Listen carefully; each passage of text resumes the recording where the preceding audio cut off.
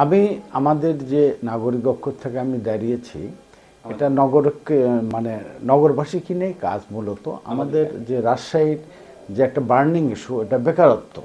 এই বেকারত্বর প্রতিশ্রুতি নিয়েই আমি দাঁড়িয়েছি। আমরা দেখেছি স্বাধীনতার পর থেকে এখানে কোনো ইন্ডাস্ট্রিয়াল সিটি গড়ে ওঠে নাই, কোনো ইন্ডাস্ট্রি ওষুধের ফ্যাক্টরি করে আসে নাই।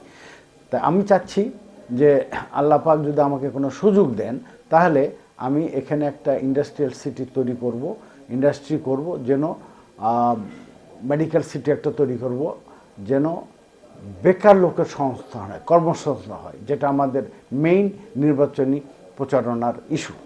এই জিনিসটা নিয়ে আমি কাজ করছি এবং এতে আমি অনেক লোকের সাড়া পাচ্ছি। ইনশাল্লাহ তারা বলছেন আমরা যদি এই বেকারত্ব দূর করতে পারেন আপনারা, তাহলে আমরা আপনাদের সঙ্গে আছি।